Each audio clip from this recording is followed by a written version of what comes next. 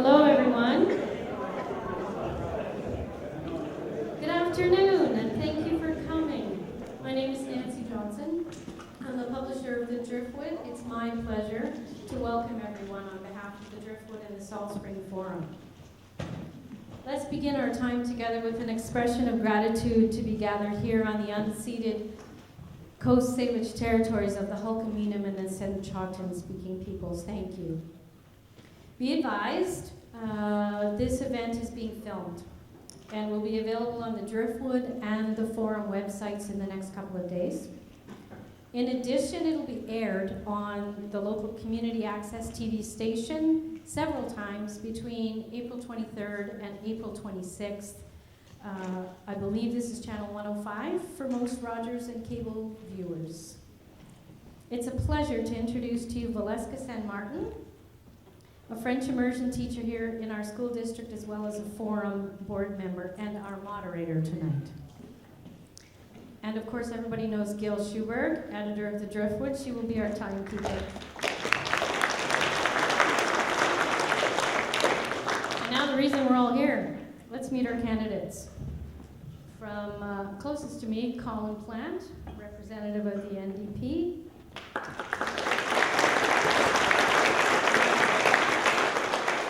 David Beckham, representing not the Conservatives. The Liberals. I'm sorry, David. And Elizabeth May, representing the Green Party.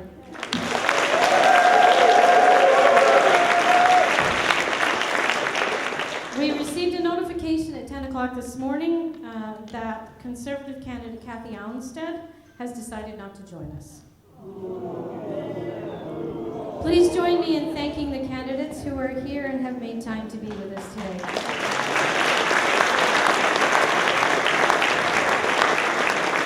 I'll leave you in Valeska's capable hands.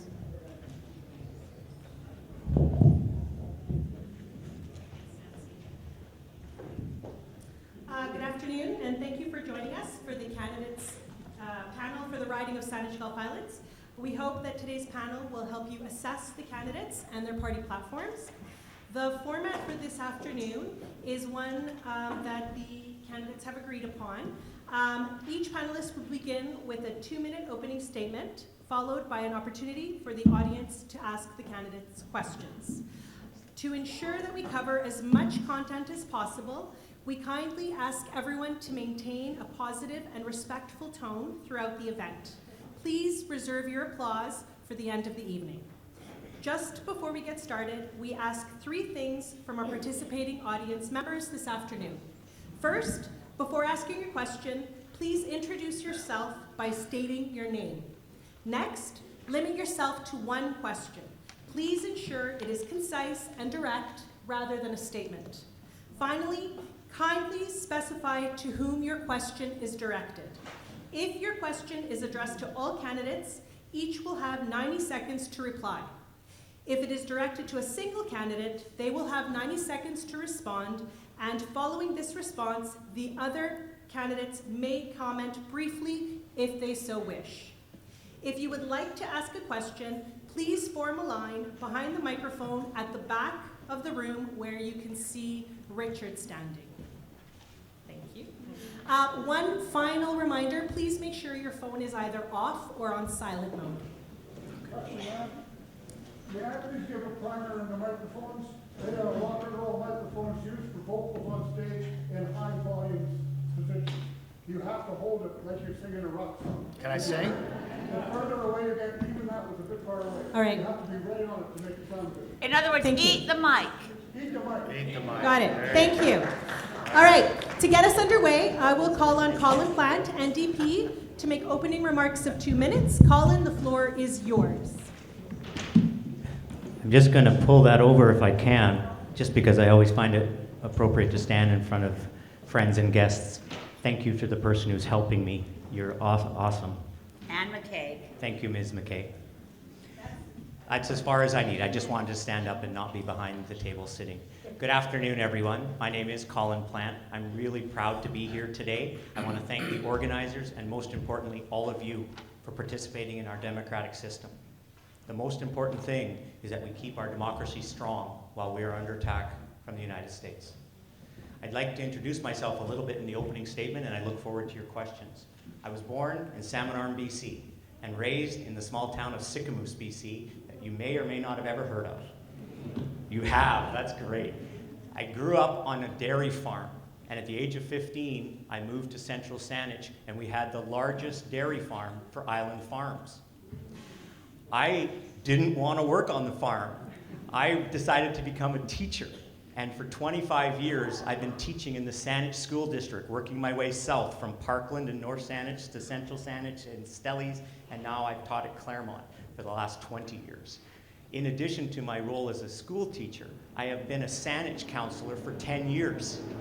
And I'll eat the mic so I do a better job. Thank you, sir, for reminding me. I am a theater teacher, no less. And for the last 6 years, until November, I was the Capital Regional District Board Chair. And that is a position I was really proud to get to know the electoral areas like Salt Spring and Southern Gulf Islands. I'm putting my name forward because I believe in service. I believe that by serving our community, we leave it in a better place than when we found it. And that's because I'm a Chief Scout. I believe in that. I believe in being a person who stands up for what's right. I thank you all for the questions you're going to ask, and afterwards I'll stick around as long as you want to talk, because the only thing that's happening after this is a nice dinner at Rock Salt and then the ferry home. Thank you very much for inviting us to this event. Thank you, Colin Plant, NDP. Next up, David Beckham, Liberal Party. David, the floor is yours for 2 minutes. Good afternoon. My goodness, can you hear me? Wow, that's quite a mic, isn't it? What a beautiful group. It's lovely to see you all, and it's lovely to be on Salt Spring again. I'm delighted to be here. My name is David Beckham. I am the candidate for the Liberal Party for Saanich Gulf Islands. And what can I tell you about myself? I've just been pulled out of the ranks of industry. Actually, I have semi-retired now this year. But I spent most of the last 30 years doing environmental remediation. My specialties were water remediation, and for most of the last 2 decades, I have been involved in solar energy, and in particular, building integrated photovoltaics, where I design building wraps that are self-generating. Also, for the last 40 years, I have been a farmer. I have a legacy farm back on the prairies, which I have commuted back and forth to for the last 30 years, a grain farm. And I just retired from that. Last year was my last year, and I now am in the process of leaving that world behind, although with a lot of melancholy, because I loved farming. It was one of the great joys of my life. And now I am, as a consequence of deep concern about what's happening to our neighbors to the south, I was approached by the Liberal Party to run in this riding, and because of the concerns of what's happening in the world today, and particularly what's happening south of our border, I said yes. I would like to serve. I would like to serve the people of Saanich Gulf Islands, and I'm delighted to be here today for you to test me and see whether or not I have what it takes to be your representative. So thank you very much. I'm delighted to be here. Thank you, David Beckham, Liberal Party. Finally, Elizabeth May, Green Party. Elizabeth, please go ahead. The floor is yours for 2 minutes. Thanks, Anne. Sorry. Thanks, Valeska, and I particularly want to start by thanking Driftwood, Nancy and Gail, and Salt Spring Forum for stepping up and making it possible for us to have an all-candidates forum on Salt Spring Island this election.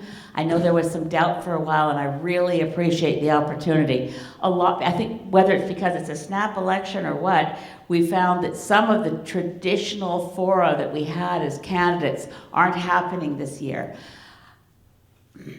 Introducing myself to a room full of people, most of whom I know and love already, so I feel it's an unfair advantage. I'll just start by saying David and Colin are very nice, and I feel like I know the voting record of the Conservatives, so I could pitch in and answer for Kathy. But what I want to say is that it's been the honor of my life to be your Member of Parliament. I think back to May of 2011, and even the day before the election, polls were not showing that I had a chance. And CKNW Radio's senior correspondent interviewed me and said, "With all due respect, Ms. May, you couldn't get elected dog catcher." And I thought at the time, but I didn't say it out loud. Funny how the beginning of that sentence didn't make it till the end. But when I reflected on his comments, I realized I really couldn't be elected dog catcher because I'd never run for dog catcher because I'd take all the dogs home rather than risk them being euthanized. That would have been a bad situation. I am not done. There is work to do. The next Parliament will be an extraordinary opportunity for a group of Greens in a minority Parliament to make an even bigger difference than I've been able to make as your Member of Parliament since 2011. I'm proud of my record, but it is one of service, and this campaign, like all others, is a very long job interview. I'm applying to continue to work for you, and I ask you please to give me your vote so I can keep working hard for you. Thank you, Elizabeth May, Green Party. Now it's your opportunity to ask questions. If you'd like to line up, please, I'll just review the afternoon's guidelines. First, please begin by stating your name. Next, keep your one question brief and to the point, avoiding statements. And finally, indicate which panelist your question is directed towards. Thanks for your cooperation. Good afternoon. My name is Peter Haas, and I'm a resident on Salt Spring Island. I think a lot of us are quite disappointed that the Conservative person didn't turn up today. It may be an indication of, a futile run or something like that. But other than that, I wanted her to explain to me how Pierre Poilievre has been endorsed by Stephen Harper and promising to continue what Stephen Harper started as a Stephen Harper Light 2, you might say. So Poilievre has adopted the mantra of Harper, and I'd like the candidates to explain all the wonderful things that Stephen Harper did when he was in office. Because, a lot of people seem to miss him. I'm confused about that one. But I'd like to address Elizabeth. If Elizabeth could point out all the wonderful things that Stephen Harper did for us. Well, his then minister, Pierre Poilievre, brought in the Unfair Elections Act to try to make it harder for Canadians to vote under the theory that we had a problem in our democracy with Canadians voting more than once. I maintain the problem was Canadians voting less than once.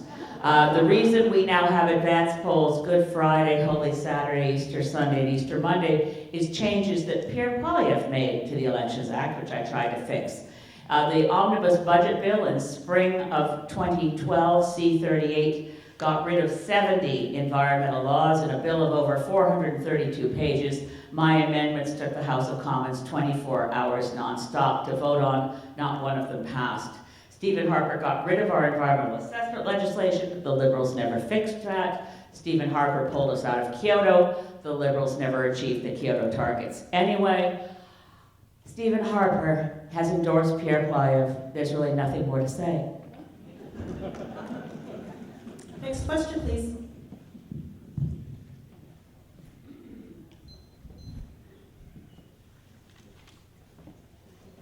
Hello, my name is Mina Lee Johnstone. I've lived on Salt Spring for about 36 years.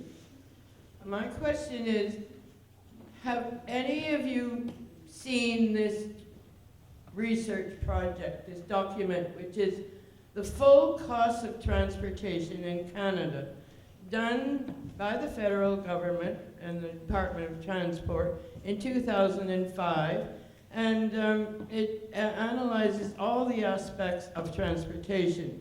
And what is shocking is the huge amount that goes to automobiles, transportation. Just to tell you that just the social costs of driving, 2005 were $187.5 billion. That's a lot of money. Now, in my old age, I cannot stand all the traffic. It's just terrific everywhere. It's just terrific traffic, and we're getting it on Salt Spring. The town of Sydney used to be quaint and quiet, but it's the same. Vancouver, a beautiful place, it's just getting ugly with traffic. It's terrible. The ferries are all lined up.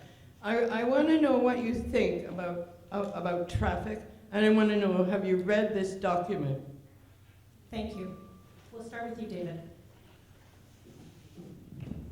Well, that's a very good question. I'm afraid I have not read that document. I'm going to add it to my evening reading. I was not aware that it existed, so thank you for that. It's an interesting question. Let me respond in this way. Something that we're seeing now a lot of, which is very exciting to me. It may not be to others, but it's very exciting to me. I'm starting to see a tremendous number of e-bikes out on the streets, and it occurs to me, although we need to get some more rules around the use of them because they come awfully fast, and sometimes you're surprised by how quickly you turn, you look, he's way off in the distance, you turn, you look again, and he's right there.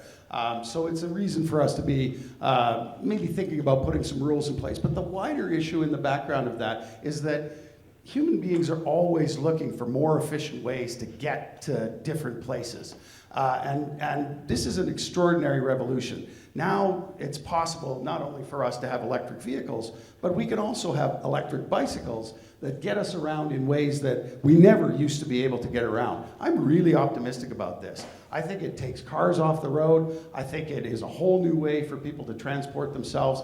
Frankly, I'm excited about it. I hope that it leads to a whole new revolution in transportation. And certainly from the standpoint of getting cars off the road and creating new ways of getting to and from places in quick and expeditious manner, it looks like a great future. Thank you, David. Elizabeth?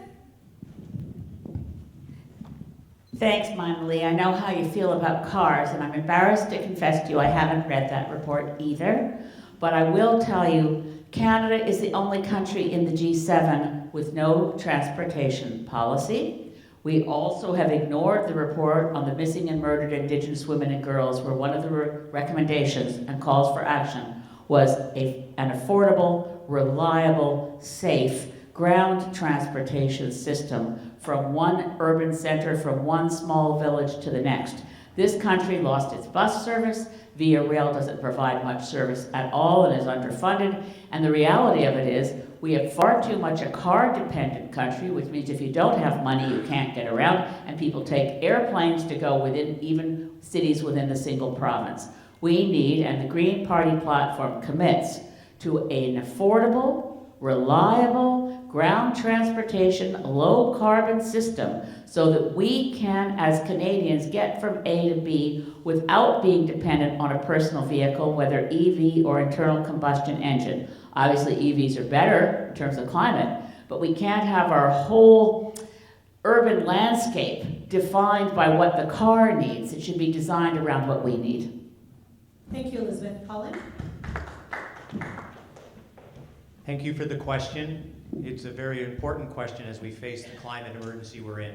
I'm actually going to interpret your question based on two themes: reduction of carbon emissions and congestion. So on the congestion piece, I'll start with that first. The federal government obviously does not generally tell provinces or municipalities what to do with their roadways. As a Saanich councillor and as a CRD director, I've been 100% committed to expanding active transportation options. We need to see those options provided because when we built roads, we initially didn't envision people being on the side of them in vehicles other than cars. I fully support active transportation, funding transit adequately, and ensuring that all users of our networks can go safely. On to the carbon emission piece. I think that's probably even more important because that's a planet that we all share. We need to transition away from fossil fuels. Obviously, congestion, if they're all just replaced with electric vehicles, will have the same challenges. And so that's where I think we do need to be innovative and looking at things like car shares. Modo, for example, Evo, things like that.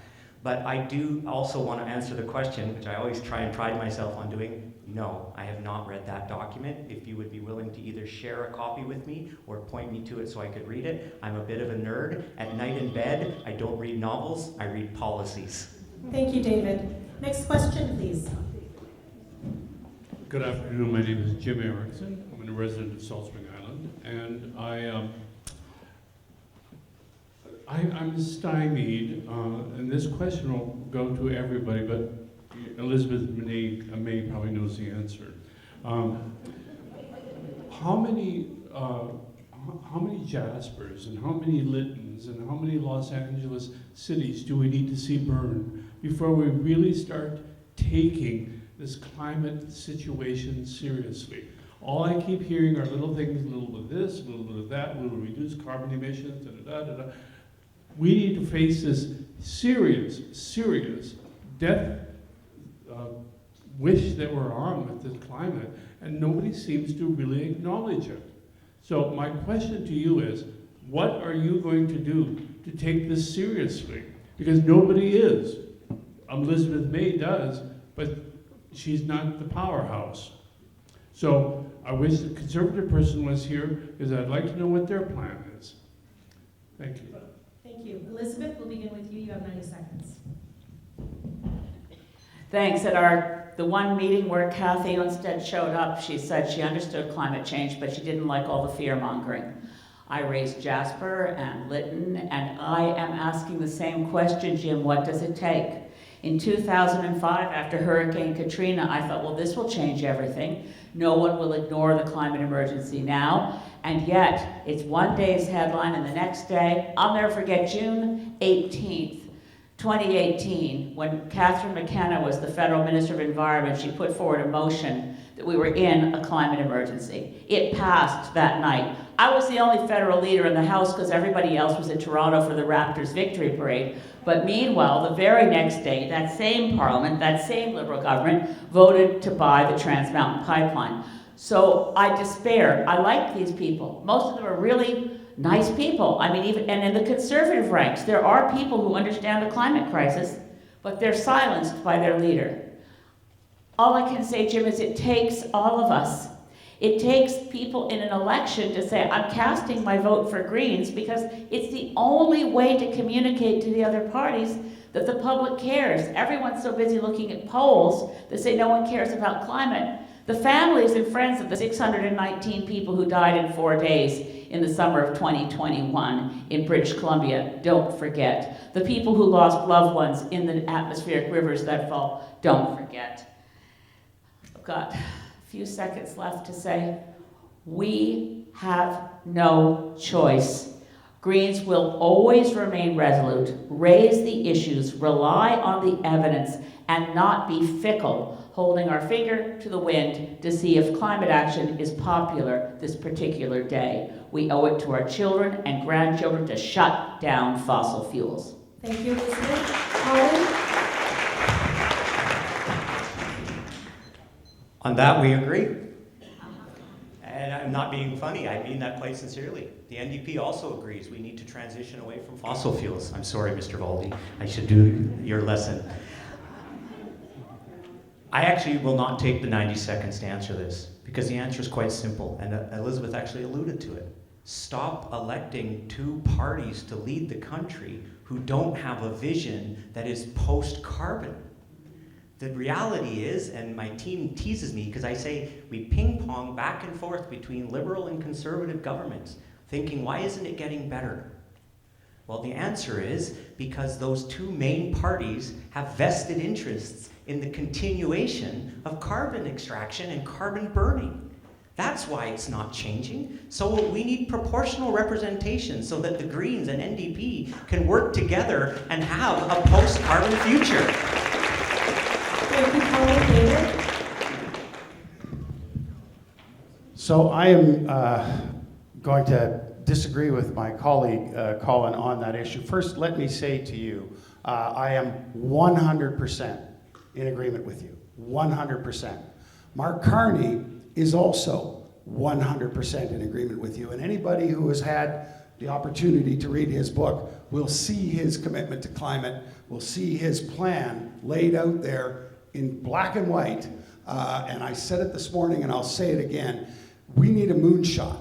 We need a moonshot. 425 parts per million of CO2 in the atmosphere is not sustainable. We are on an extinction glide path. Let there be no doubt about it. I'll say it out loud, and I will commit absolutely that the Liberal Party intends to do something about this. And the reason why is because of leadership. Mark Carney understands this. He's written about it extensively. He's worked on the UN. He was the UN envoy for climate finance, arranging financing between 80 central banks to fund trillions of dollars of government private sector partnerships that will lead to this. We need to make Canada a renewable energy superpower. We need to grow past pipelines. We need to make them irrelevant. And the only way we make pipelines irrelevant is if we start this action immediately on the 29th of April. And I say to you, without reservation, this is absolutely the issue of our time, the one we need to deal with most aggressively, because if we don't deal with it, there will be no more time.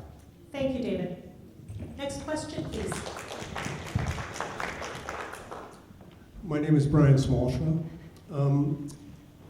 We're in a trade war with the United States, and currently you may know that there are tanker barges that travel between Washington State and Alaska, carrying fuel north to Alaska, diesel fuel and other fuels. These tanker barges, ATBs, operate under a pilotage waiver that Canada grants to the US. My question is, are you aware of this situation?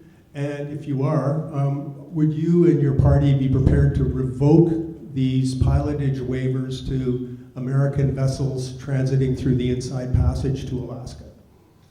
Thank you, Brian. We'll begin with Colin. You have 90 seconds. I'm going to thank you for the question, Brian. One of the things you're going to learn about me today, I hope, is that if I don't know the answer, I'm not going to baffle Gab, and I'm not going to pretend that I know the answer. So I will have to commit to looking into this further. On the surface, of course, what's happening in the United States and how they're impacting Canada makes me feel we should do everything we possibly can to make it harder for that country to do that to us. The environmental aspects that are obviously of greatest concern, if there's an incident, if something were to happen, obviously we would like to believe, and I would hope that there are provisions in place to at least monitor that. Are they adequate? That'll be something I have to look into.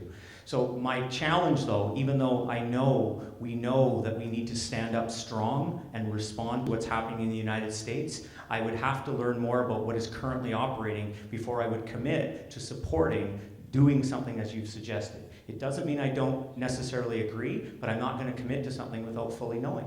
So thank you for the question. It gives me something to think about. We're recording this event, so I promise I will look into it. And if you want to reach out to me again after the event, contact information's on the back of the card. Thank you, Colin. David? For my part in it, I will say unequivocally that we should be getting any tankers that are carrying dangerous materials out of ecologically sensitive waters. I think that's a no-brainer. How we do that, what that process looks like, and how it ultimately impacts our relationship with the United States, right at this moment, we don't really owe them anything. They're kind of turned against us at a unique moment in history. Making things easier for them in that regard, obviously, is, I don't believe, in our best interest. How we do that, I can't answer that question standing here, but should we do that? 100% we should. Thank you, David. Elizabeth? Thanks for the question, Brian. The answer is easy. We should revoke the pilotage waiver for articulated tug barges that are bringing oil up the Inside Passage to Alaska. We do it as a favor to the United States. We receive no benefit, not even an economic benefit. We just take on the risk as a favor to our good neighbors to the south. So we revoke it. That would be a good idea. Be aware that the Conservatives want to lift the tanker ban on northern BC shorelines. We're grateful to former Environment Minister David Anderson, who was a Liberal, but before he joined Cabinet, he fought hard to stop tanker traffic on the West Coast. Harper tried to bring it back. We finally got a law that bans heavy, large oil tankers, but then thanks to the Liberals building TMX, we've had a huge increase in Aframax tankers leaving the port of Burnaby, going through the Salish Sea, loaded with dilbit, which is both toxic and can't ever be cleaned up if it spills. So, easy question. Stop the pilotage waiver for a favor that we do the good old US of A, or as my friend Farley used to call them, the Excited States of America. Thank you, Elizabeth. Thank you. Next question, please. Susan Benson Whitfield. I've lived in this country for 59 years. I've no intention of becoming part of the US. I do have a broad question though. At a time like this, which is almost wartime, is there any chance, I listen to you all, there are so many good people from all parties, is there any chance that it will become the equivalent of a wartime cabinet? Thank you for your question, Susan. We'll begin with David. You have 90 seconds. That's an imponderable for me, unfortunately. I certainly would support it if the situation became so dire that we did not have any other alternative. I would suggest that we investigate every alternative, not the least of which is improving our own internal trade, removing barriers between the provinces, finding new trade routes, developing infrastructure, building new homes, all of the things that we can do that ultimately will turn us to the development of our own country. As far as being at war with the Americans, I'll agree, we are at war. It's a trade war. And certainly it requires all of the skills and all of the resources that we have available. I would start by putting Mark Carney in the Prime Minister's office to deal with this, because if you're dealing with issues of trade and banking and currency, clearly there is not a more qualified individual on the federal slate to do that job. So I think that's job number one. If we get to a point where we need that level of community and comity among the parties, then I would argue that it would be the right thing to do. Thank you, David. Elizabeth? I actually held a press conference as soon as it became clear that we were going to go into an election, when we've been pulling together as Team Canada ever since November and Trump's election. Former Prime Minister Justin Trudeau called all of us together on December 3rd, all of us being Pierre Poilievre, me, Jagmeet Singh, Yves-François Blanchet. We met around the cabinet table to say, can we all agree? Because united as Team Canada, we can do more together. And we were pretty good at doing it, and I thought, gosh, we're going to be going into an election. So for things like, we're Team Canada, all of us opposition parties will support the government if it brings in retaliatory tariffs. The wartime cabinet question isn't really about declaring we're at war or anything radical, it's about governance. And David's answer just referred to the individual. We don't need individuals to try to govern in this country in a parliamentary, Westminster parliamentary system. We need to have an internal coherence between and among parties. I spoke to Mark Carney about it actually by phone on the day on which the writ dropped. So it was Sunday, March 23rd. He just arrived in Newfoundland. I was just about to fly back to BC. I said, we've been trying to meet with you about this. You can't go into an election where cabinet is restricted to being a caretaker government only. We need the flexibility to respond to whatever Trump throws at us.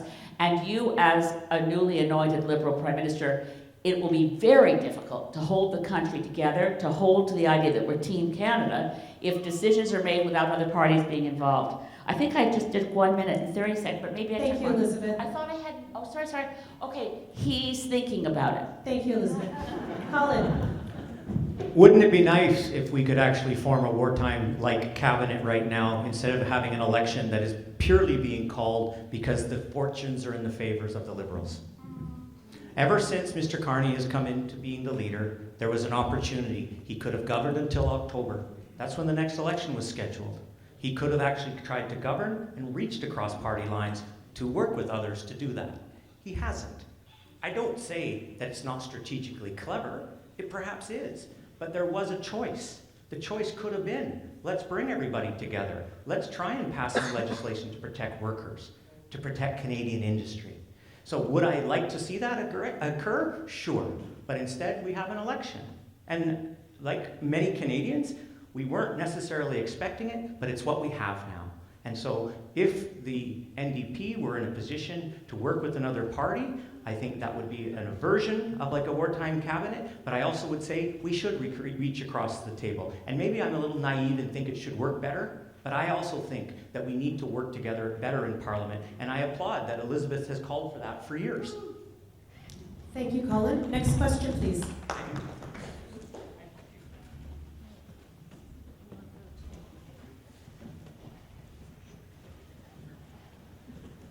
I came here because I want to see a majority Liberal government so that we have Mark Carney at the head of our country.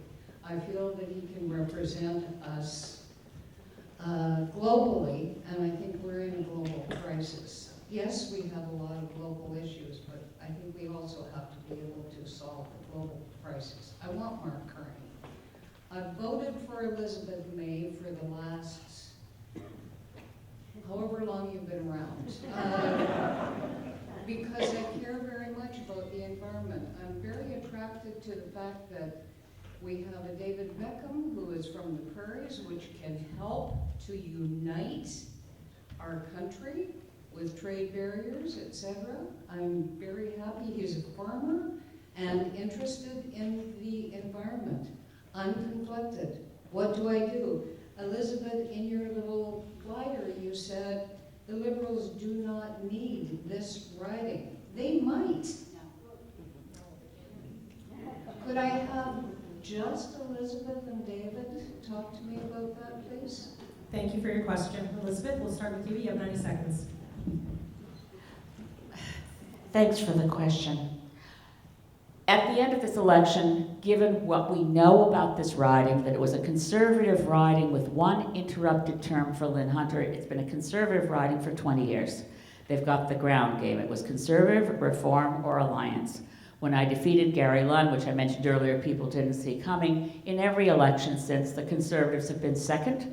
They're building their ground game. They've increased in the polls as people decided they had to be, quote unquote, strategic and vote Liberal. So support for Greens went down slightly. I'm still in the lead, but support for Conservatives goes up. If you vote Liberal, you're more likely to get a Conservative MP.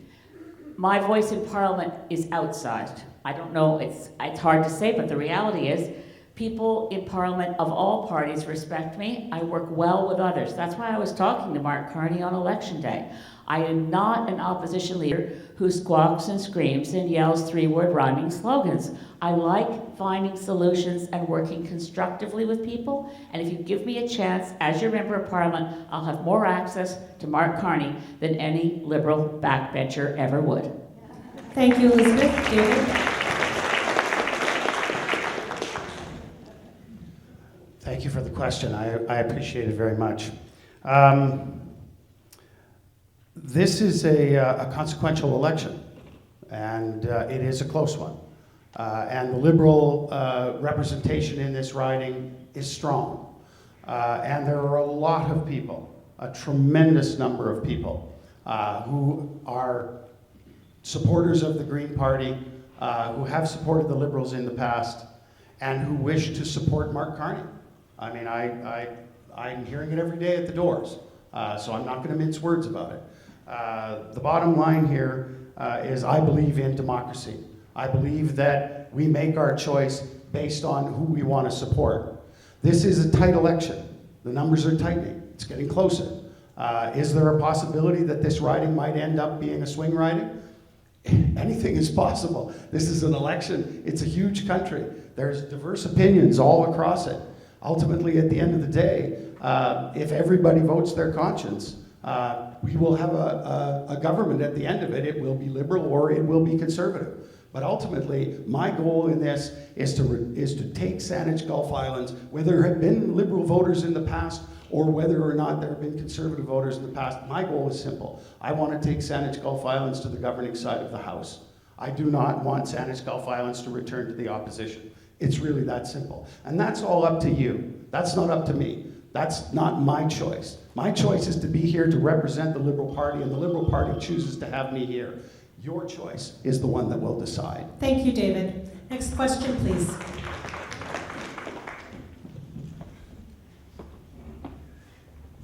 Hello, my name is Austin. My question is related to tax reform as it relates to the environment. And I was wondering what you think of the concept of decoupling our funding of the government from consumer appetite. It would seem to me nearly impossible to address climate action if consumer appetite is how we fund our government. Thank you, Austin. Colin, we'll begin with you. You have 90 seconds. I was writing down some remarks, Austin, as you were asking the question. The idea of decoupling our taxes that would then pay for government from actual purchasing things. That's what I've sort of heard. And I think in some ways that is why we have income tax, the notion of you pay based on what you earn. But the decoupling of how we pay for revenues through taxation is something I need to sit and understand more from you, because I'm not sure I fully understand, because I also believe if you buy things, you should pay a tax on that. So I'm not sure I would support. I mean, of course, we all want to pay less taxes. And by the way, I'm just looking at the person who's asking the question all the time. That's why I'm looking here and not looking at the rest of you. So I need to talk to you a bit more to understand what you're suggesting. If there's a better way of doing things, I want to consider that. Of course we do. But what I think is at the root of your question is concerns that we're not adequately funding our response to climate change and resiliency. And that, I would say, absolutely, that's a challenge. On the taxation front, I think I would be remiss if I didn't take the chance to say that we would all probably agree. We pay a lot of tax, but some people don't pay enough tax. Those people who are paying the least amount of tax by hiding their revenues offshore, and let's not forget, Mr. Carney, I thank him for putting his name forward, and he is our Prime Minister right now. He worked for an organization whose goal was to save its investors' money by hiding it off seas. That's not very Canadian, if you ask me. Thank you, Colin. David? I'm not 100% clear on the question, Austin, but I will say this. We have not invested enough, not nearly enough, not anywhere close to enough in environmental protection and sustainability. I think, again, as I said earlier, we need a moonshot. We need something that is extraordinary. We need to change the culture of this country in order to accomplish this. What that fully entails and how that will get ironed out will be many months of public debate, of committee meetings, of consensus building, and at the end of the day, a plan that all Canadians can support. What that looks like from how it will be funded and how it will ultimately end up benefiting the country is the process that we are beginning here today. Thank you, David. Elizabeth? Hey, and hi, Austin. In 90 seconds, it's hard to do justice to your question, but let's just say it's been since the 1960s that we've had a comprehensive review of the tax code in this country. Every government lays on boutique tax cuts and boutique tax benefits here and there. Accountants who do taxes are bamboozled by the size of the tax code. We need to do some things to remedy the growing gap between the very, very wealthiest in this country, the 30 families that have more wealth than half of Canadians put together. We can do that in a couple ways. The Green Party is proposing that you don't start paying income tax till you're making $40,000 a year or more, putting more money for people who need it now, because locally people spend money locally. We also need to shift the tax burden, because over the last couple decades, the relative proportion that goes into government revenues from corporations has shrunk, and the relative proportion that comes from the individual has gone up. By the way, the Parliamentary Budget Office is studying all Green Party proposals one at a time. We're the only party where right now you can find our solutions on the Parliamentary Budget Office website. We can, in fact, reduce and we can replace the tax money that we take off lowest income Canadians by putting in a 0.2% financial transaction tax.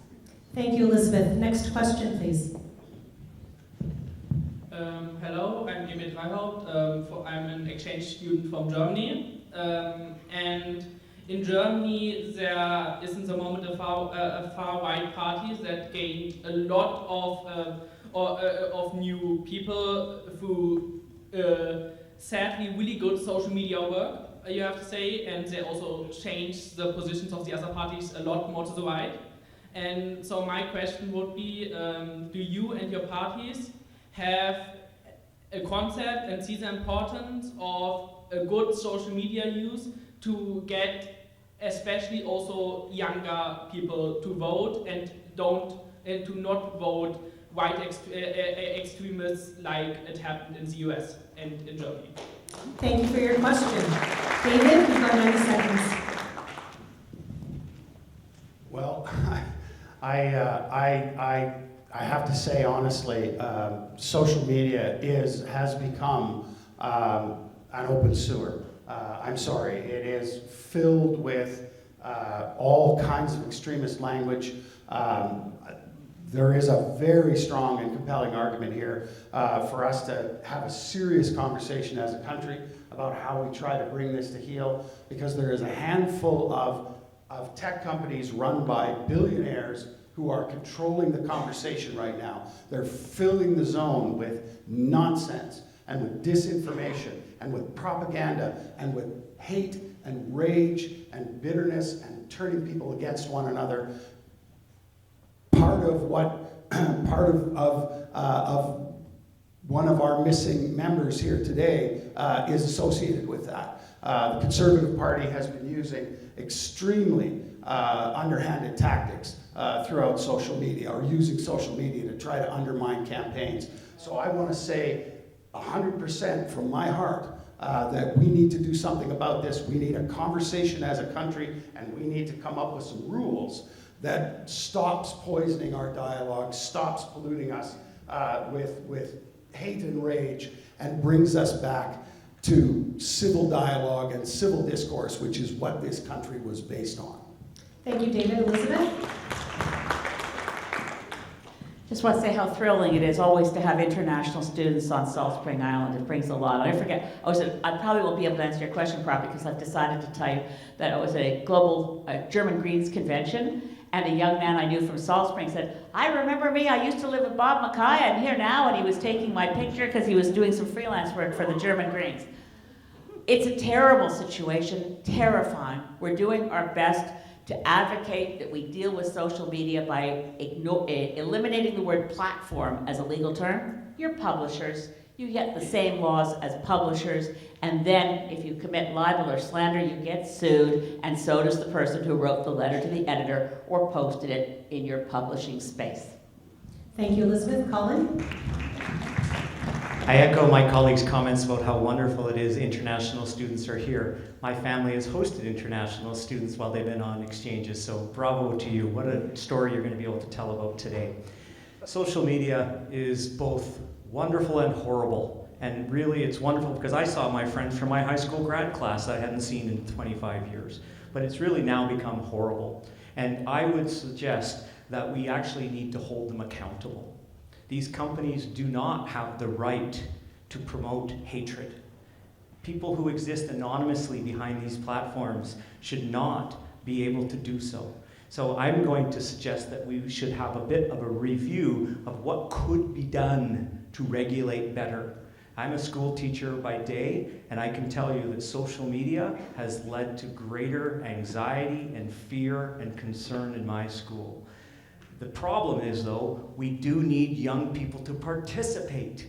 That's the great conundrum, and so we have to find ways. One of the things that's always puzzled me is why hasn't Canada adopted what Australia has, where voting is mandatory?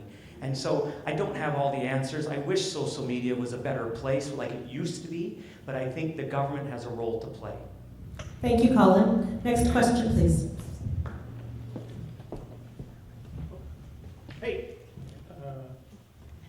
Bryce Diamond here, and in the current context of the chaos and international kind of situation that's been created by America, who do you think you would reach out to as like a strong ally in the world, and why? And this is for all the candidates. Thank you. Elizabeth, you have 90 seconds. Green policy, of course, is that we work with democracies that share our respect for human rights. We recognize that right now we have to insulate ourselves, not against Americans, many of whom are lovely people, and they are most at risk because there's a fascist in the White House who's ready to target people for their ideas, threaten to deport them and put them in jail. We have to open our borders and our arms to people who need protection from the United States. We definitely need to work more with the European Union, Scandinavia, allies like Japan, South Korea. We have trade deals with most of these countries already. We also have the Commonwealth, the Francophonie, but we need to identify that there is a network of fascists and they work together, whether it's Putin and Trump working together. I think my time is up. We absolutely must form new alliances based on a willingness to take on not just one person being the one in the White House, but the movement towards fascism globally. Thank you, Elizabeth. Colin? It's a great question for our times, but you're going to find my answers will be much in alignment with what Elizabeth said. We need to find partners who value democracy, who value honesty, and value fairness. So we need to look for those partnerships and realize that Canada has relied too much on the United States. We need to acknowledge that. And so the other thing we can do is we can look east and west. Our nation is growing to over 40 million people. That's a large country. Our geography, of course, is immense, and we have to have transportation networks to do business with each other. But I do think that we can find those partners. I was pleased to see other nations' leaders speak to Canadian leaders, saying we value what Canada brings to the world. So we need to find those relationships and nurture them and be a coalition of the good. Thank you, Colin. David? I can't express it, I don't think, any more articulately than my colleagues have expressed it, but I'll add a couple of things.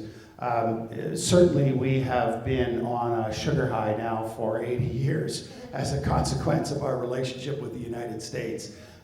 It has been so easy just to cross that line, endless markets and endless money and culture and wealth and all of the things that has been dangled in front of us for this time.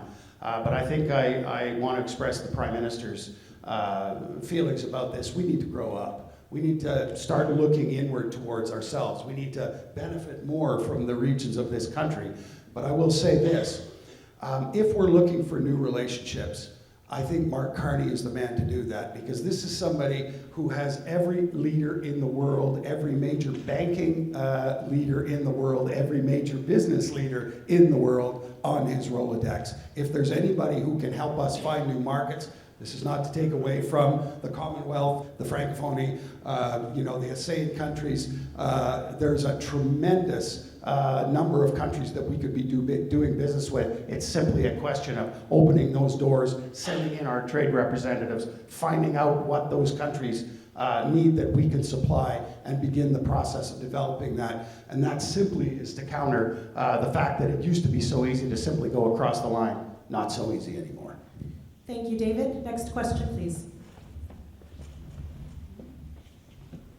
Hi, my name is Murray Reese. It's a question for all three candidates, and I have to say how disappointed I am that the Conservative candidate chose not to be here and meet with us.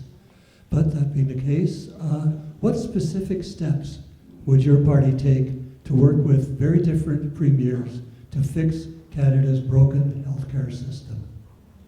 Thank you. Colin, you have 90 seconds. Thank you. You've asked really two questions. How do you work with the premiers, and how do you fix the system? I'm going to start with the second one because we've announced policies during this campaign to address these shortages that we see and the challenges that we see. As far as how to get all the premiers to play nicely, I would love to have a conversation with you over a cup of coffee, because I'm not sure you can get those different premiers when you have one of them going to the United States to play nice with Trump, that you think they're going to play nice with their fellow premiers. Regarding the healthcare piece, the NDP announced yesterday that we would hire 35,000 more nurses. And while that sounds great, that's just to address the shortage we have. And that would be a generational increase in nurses. As far as doctors, it is shameful to me that everybody in this country, not everybody, the people in this country who don't have a family doctor, I am a little nervous speaking in front of crowds even though I'm a teacher. It is shameful to me that people don't have a doctor. So we announced that we would increase healthcare payment transfers to the provinces if they were tied to acquiring family doctors.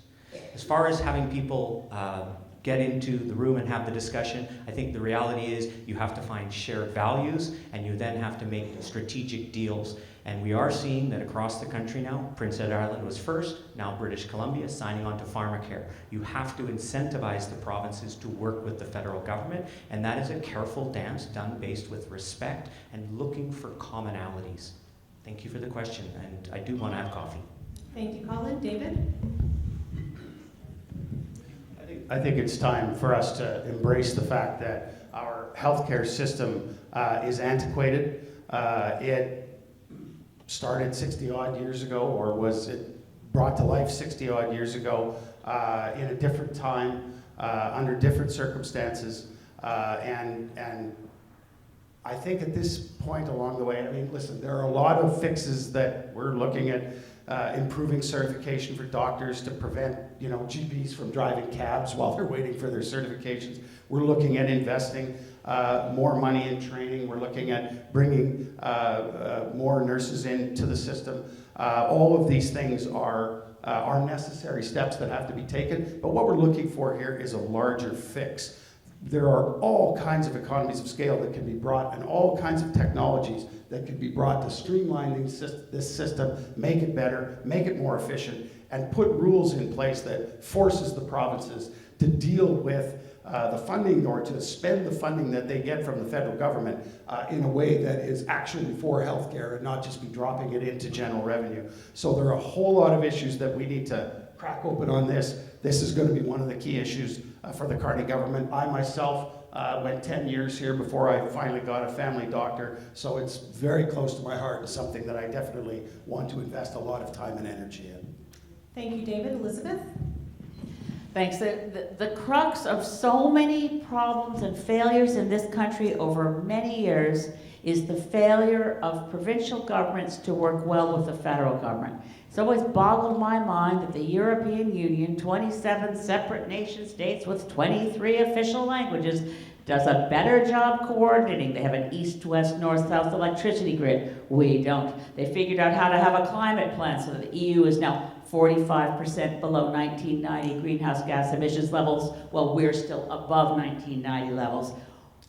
Greens are proposing that we really rethink the way this country works, because we don't think like a country and we don't act like a country. We act like we're 10 separate provinces as balkanized fiefdoms, 3 territories, all hating Ottawa. That's the one thing that binds them together.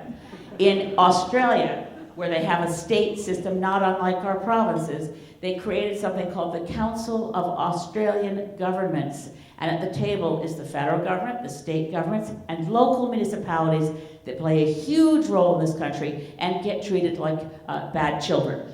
We would do that as Greens with the Council of Canadian Governments, 4 quadrants at the table: federal, provincial, territorial, local, and Indigenous governments, and convene as they do in Australia. One big policy table for consensus on the big issues, and sub-tables dealing with everything. Jane Philpott's book lays this out for how we do it with healthcare. We'll do it for every issue. Thank you, Elizabeth. Next question, please.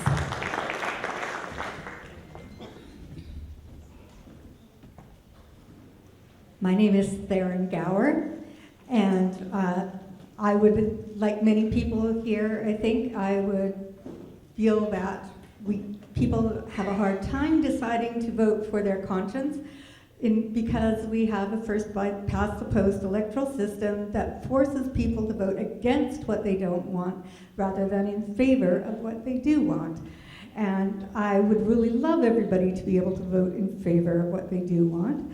And so I would like to ask each of the candidates, if there were a free vote, to institute a proportional representation form of government in our country, how would you vote? And I would like David to please let us know if there is any chance that the Liberal government could act on its promise that we would not have any more first past the post federal governments elections.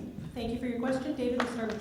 That is a great question. I want you to know that I support proportional representation. Whether or not the Liberal Party will accept that is a fight that I have to have inside the Liberal Party. And I'll tell you a very quick story. When Justin Trudeau was elected in 2015. In 2016, we got a questionnaire. And on that questionnaire, there was a whole long list of issues that the party was looking for us to weigh in on. What's important to you? What do you need to know? Or rather, what do you want us to do? And that went out to hundreds of thousands of people. And the two things that mattered the most to me were proportional representation and renewable energy. And when the results came back sometime later, those two things were very close to the bottom of the list. And it broke my heart. Those are two things that matter to me. I will fight for them inside the Liberal Party. I have to get a whole lot of other MPs to agree with it, but I'm willing to speak my truth on that. And if I were presented with a free vote on that subject, of course I would vote yes. Thank you, David. Elizabeth? Yes and yes. I mean, I believed, I'm sorry, you would have thought in 2015 as a grown-up I would have developed more skepticism towards Liberal promises, but I actually believed Justin Trudeau when he said several thousand times that 2015 would be the last election under first past the post. I joined the Standing Committee on Electoral Reform. We toured the country. I did nothing from the end of June till the end of November to make sure that report, that the majority of MPs on our committee all agreed we needed to move to a proportional system. And it was cast aside as if it was some kind of obnoxious failure that all of us from the 5 different parties in Parliament had a majority agreement recommendation. We recently had a vote in Parliament on a motion put forward by my colleague, Green Party member Mike Morris, for at least a citizens' assembly. We worked hard. We managed to get 20 Liberals to vote with us for a citizens' assembly. The Conservatives all voted against it. Most NDPers voted with us. But we have to make sure this happens fast. It's the only way to inoculate Canada against having a false majority where the majority of the voters vote for a progressive, but a right-wing fascist becomes prime minister. We are not protected. And I'm not saying there is a right-wing fascist right now. I'm saying projecting into the future, inoculate against a future threat, change our voting system now. Thank you, Elizabeth. Colin? Yeah, thank you. You've probably heard me refer to proportional representation a couple of times today. Of course we should have it. Sophisticated nations that have been listed haven't. We do know there's challenges in those countries where it hasn't been successful, such as Israel as well as Italy, but doesn't mean you shouldn't do it. The NDP has also called for a national citizens' assembly on what it would look like. It is the betrayal of the 2015 election, if you ask me. I know some of my friends voted for Mr. Trudeau because he promised it. First past the post, it's the last election. It sounded great. And if I had any belief that that would happen because one of the 2 mainstream parties would actually implement it, then I'd be optimistic. The truth is, the power system within which the major parties in this country exist don't really have an interest. I'm really happy that David does, and I think he's a good person and he means it. But let's be honest, I think even Trudeau meant it. But he went into a party system where he quickly found out that his party didn't want to share power. And that's because they're not interested. The truth is, if we really want proportional representation, we're probably going to have to elect a different government because the 2 main ones that we've had in our country, they haven't shown that they're going to do it. Thank you, Colin. Next question, please.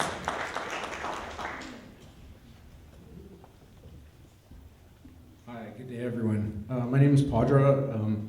I've only lived on Salt Spring for 10 years, but I lived in Saanich since 1991 before that, and voted Green every time. Mostly because Green Party is really the only relevant party with the future that we're facing, and I lost interest and belief in all the other parties a long time ago. So I'm a microbiologist, and I've been an environmental advocate since 1996. And I hope one day I'll be sitting at the table there. So you guys remember this face? So everybody's questions were really good, and I tried to go kind of near the end so that I wouldn't spoil everybody's day. And a lot of the questions were really, really good, especially the tax one, which I think got kind of missed. And the way that our finances work in this country are actually really, really solid, which is why we have weathered a lot of the storms and why I think that we have a really good chance to go up against the American terror. And I know a lot about this actually, in part because my dad worked with Mark Carney in 2009 during. Padre, what is your question, please? So, salut, madame. Bonjour. So my question basically is a pretty big one, and I've been asking on social media, which I don't really consider as terrible as a lot of people do, but I don't ever get any answers for it, and maybe Liz remembers. I'd just like to know that. I'd like to know that I'd like to know that whether or not you respect the United Nations framework of international laws and the International Criminal Court enough to respect their decision for an arrest warrant under war crimes, and whether or not, as a member of our federal government, you would be in support of arresting Prime Minister Netanyahu if he does in fact come into Canada. Thank you for your question, Padre. Elizabeth, you have 90 seconds. I do respect the International Criminal Court. I also, it's really hard, I can tell you, Quadra, I wake up in the morning finding I'm being attacked as a Zionist, and by the end of the time when I go to sleep, I'm attacked as an anti-Semitic person, so I need to differentiate. I respect the state of Israel. Netanyahu is a war criminal, he should be arrested. Thank you, Elizabeth. Colin? Yeah, this is a great question, and of course respect international courts. And I too am often described as one way or the other without taking a stance. I do share the pity that we all feel for those people who are losing their innocent lives. And I do have the ability to separate the distinction between an Israeli person and a person who is a leader of that country. And I would also say the distinction between a Palestinian and a Hamas member. So yes, the rule of law is paramount. Thank you, Colin. David? Unreservedly, I support the International Criminal Court.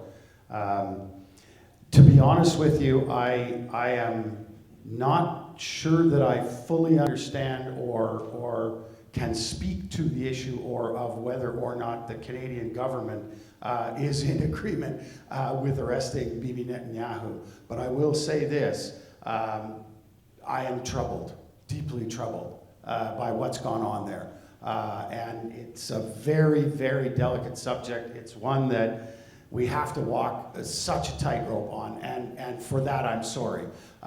It's not an easy, it's much more than a complicated issue for people who live in Palestine. I want to see them safe, with security, with drinking water, with electricity, with food, and most importantly, I want the bombing and the shooting to stop. However, I can't speak definitively to whether or not the Canadian government believes that enforcing the International Criminal Court's warrant for Bibi Netanyahu will be supported. I can't answer that question. I would like to, and the minute that I can answer that question, I will give you the answer to that question. The question was actually to you personally. To me personally? Yeah, not the government, because we've already seen the government's inactions. I'm not qualified to make that claim. It's not really a difficult question. It's really not. It's a matter of international law. He can have his day in court. Sure. And if he is arrested and taken to court, the Canadian government's support for the ICC will play out accordingly. Thank you, David. Thank you. Next question, please.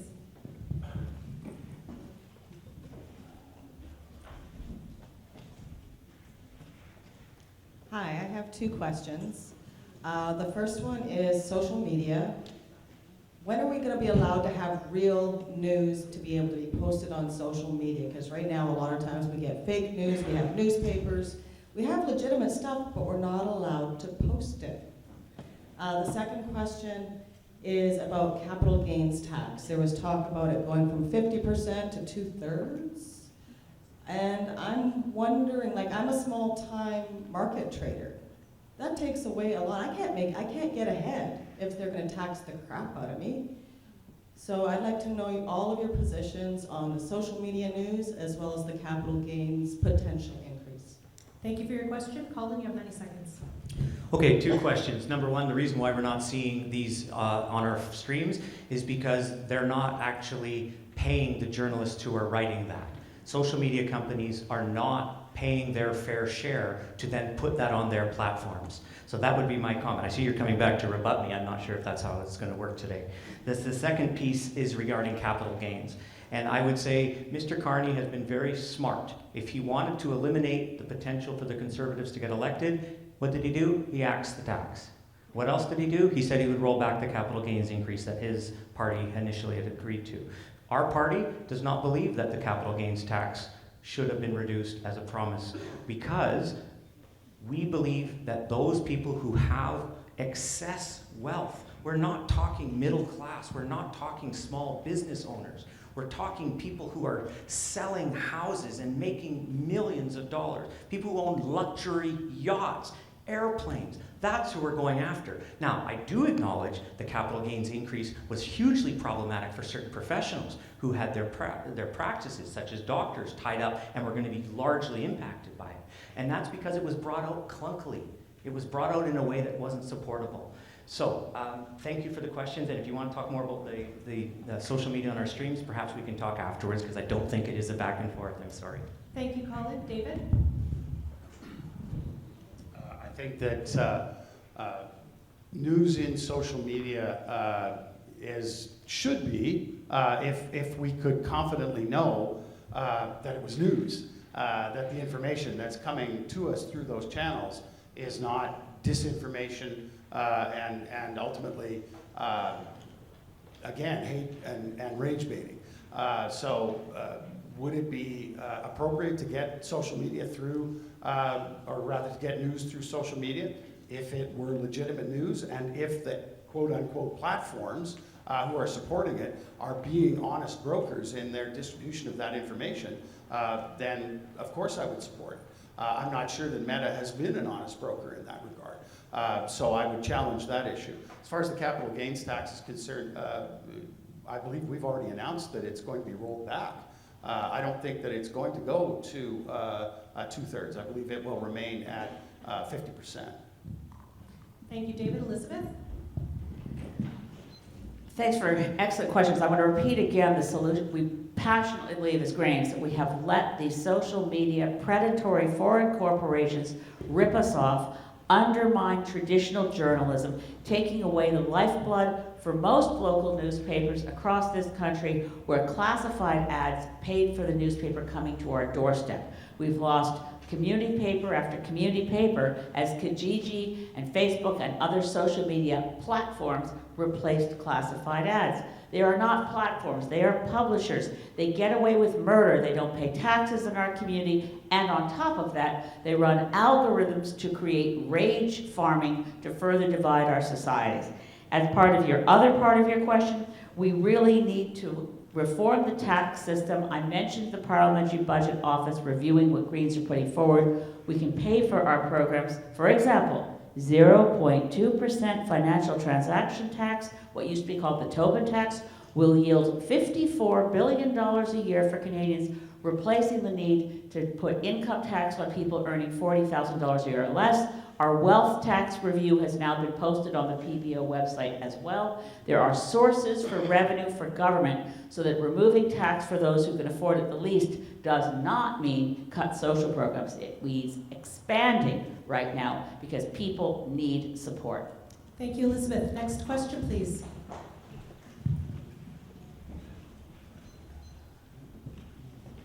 Colleen McConnell. Tonight, many residents here have expressed concerns about numerous issues across the board, but ultimately they're symptoms of a failing, problematic system that affects every single citizen in this country. The government has failed, it's been ineffective, it has failed in accountability. You either were part of the parliament or you represent somebody who has been doing this. Why should the people trust you, and how are you going to fix it so that this problem stops? That every person in this room and across the country is properly heard, considered, and the polarization stops. And I don't want to hear about 4-year elections. I want to know how we stop it now when it's a problem, the way we've seen in the last couple of years. Thank you for your question, Colleen. David? Thank you for your question, Colleen. We walk into this situation with our eyes wide open. We accept that we have the system that we have, and we try to gather together to change it. And there are tremendous influences out there that put pressure to bear to keep it the way it is, so that they can benefit from it in that way. But there is no way to change the system from the outside without revolution. And I think as Canadians, we understand that the best way to solve these problems is to come together and talk about them and find good ways to solve them. I'm here in good faith to make that decision. I've been in industry now for 30 years. I have been outside the governmental process. I now want to step inside the governmental process. I don't have years in politics in order to give you chapter and verse of what I've done or haven't done. I'm putting myself forward to say I would like to serve and I would like to do what I can for my country. So in that respect, all I can offer you, Colleen, is my fidelity, my honesty, and my willingness to do what I can to make this country better. And beyond that, I'll need to get the job in order to effect that change. Thank you, David. Elizabeth?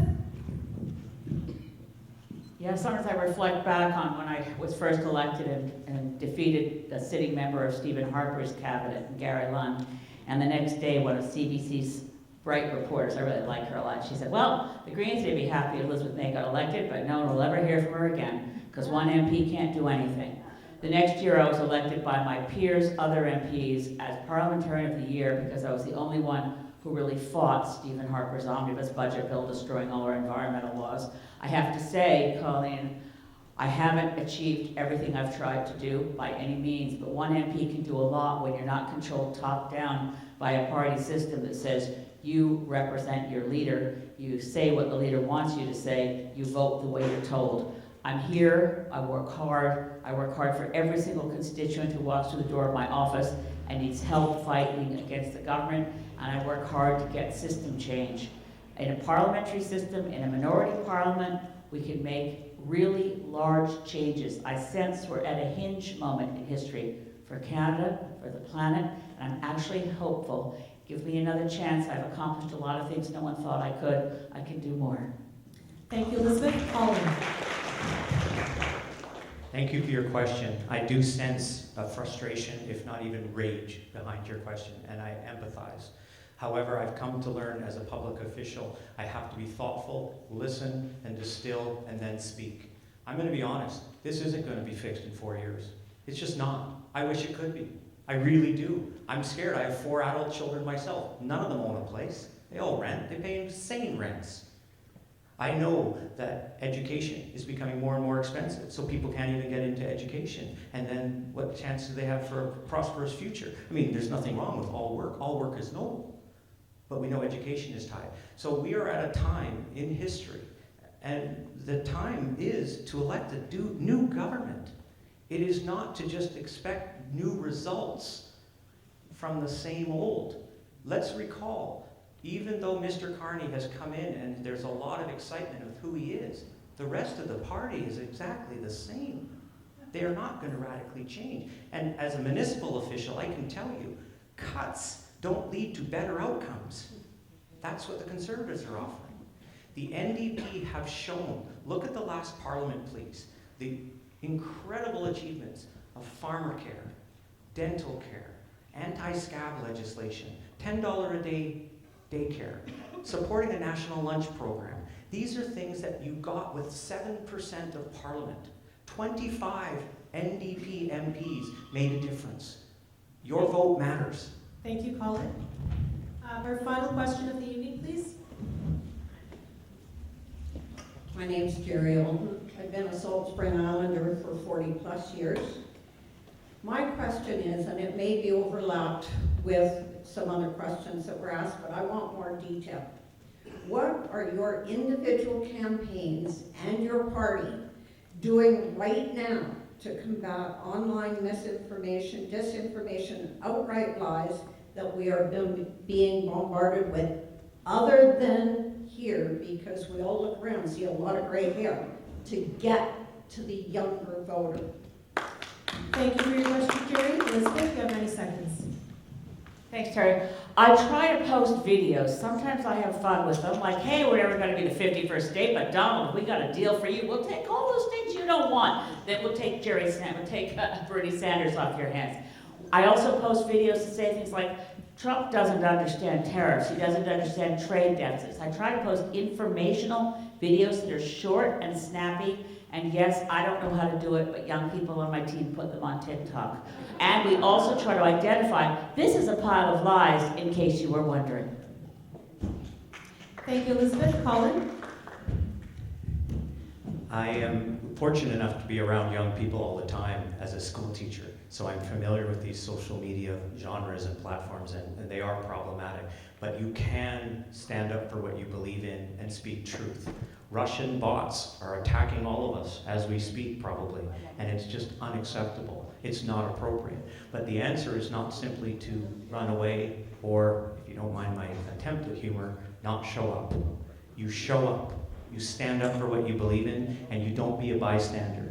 We were at Reynolds Secondary School in Saanich this morning, and we said, don't be a bystander when it comes to bullies, and it was referring to Canada. Let's not be bystanders with what's happening with Mr. Trump.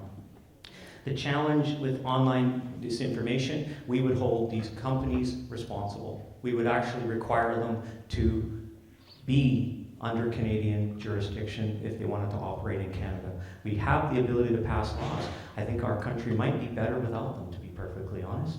Back when kids, and I'm going to sound like an older person than perhaps I am, kids would play outside and not be on their screens, and they laughed a lot more. I also post videos every day saying what I stand for, and I'm happy to make a video if you send me a suggestion of what you want me to say that I would be supporting, not supporting, the opposite. Thank you, Colin. David?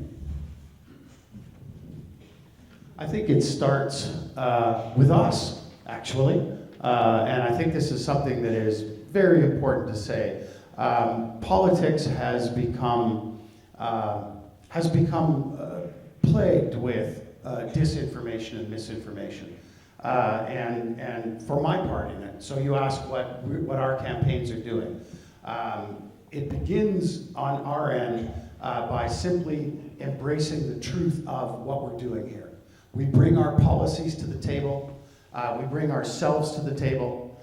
We present ourselves in the most honest way that we can.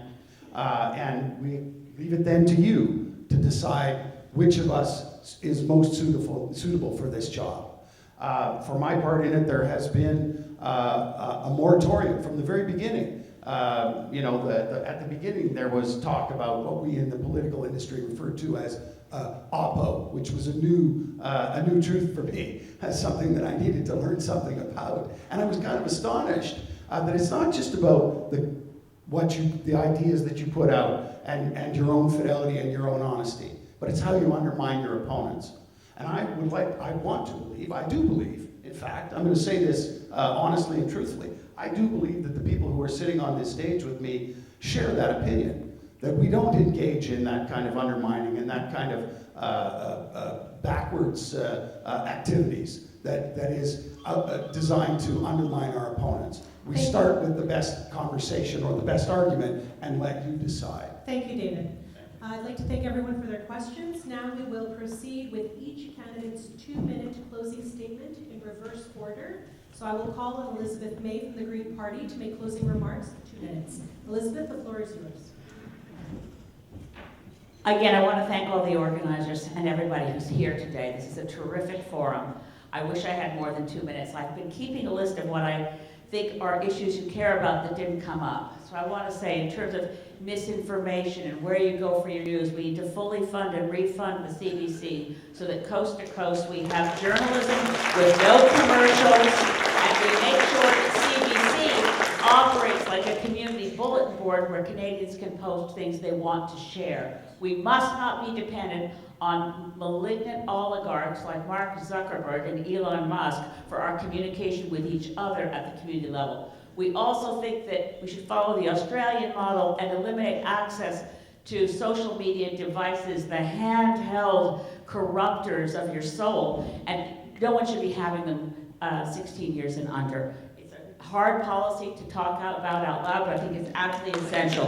And lastly, another issue that didn't come up here that I think people on Salt Spring care about is Indigenous rights and sovereignty. In this election, I don't hear other parties talking about reconciliation, making sure that we act to have a completely new chapter for Canada where we decolonialize and indigenize our worldview to love and respect Mother Earth more than we love and respect the bank account and the greed of the wealthiest. And lastly, we have to protect our climate.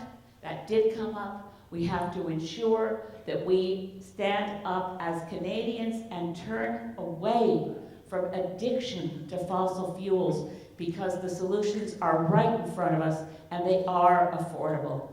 This for me is an election about my granddaughter Lily. She's almost 6 months old. I have an obligation to be more radical, to kick ass and protect her future, because I'm mad as hell at the people who are stealing it away from her. Thank you for giving me another chance to be your MP. Thank you, Ms. Andrew and your party. Next up, David Beckham, Liberal Party. David, please go ahead. The floor is yours for 2 minutes. Thank you very much. And thank you all for coming out. I think this is the thing that we lose between, well, we don't, if we have regular town hall meetings, and I applaud Elizabeth for that. But we lose, a lot of times we lose this level of communication, this degree of closeness, because it's when you get this close that you really understand what people think, how they feel, and what matters to them. And so I thank you all for participating in the political process, in the democratic process.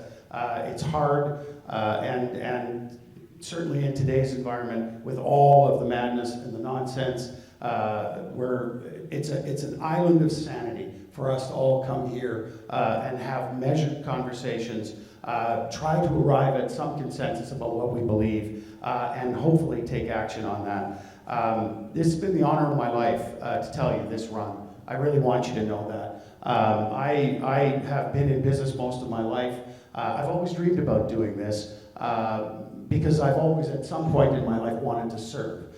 And so even at the end of all of this, if you choose someone else to be your representative, this has still been one of the great honors of my life. It's an extraordinary thing. Saanich Gulf Islands is filled with incredible, beautiful people. I hear stories from other places where people are having dogs sicked on them and their signs burned, and it's just beautiful here. And I want you all to know I've been here for 12 years. I live in Sydney. I've been in British Columbia for 30 years. I absolutely love it here. I love all of the people here. It's been an extraordinary experience. And from the bottom of my heart, thank you for this opportunity. It has been truly the honor of my life. Thank you. Thank you, David Beckham, for your party. Finally, Colin Kern, MVP. Colin, the floor is yours for 2 minutes. Thank you to the moderators, timekeepers, camera operators, and the organizers, and of course, you. This event doesn't happen unless you show up. And it heartens me that so many people have.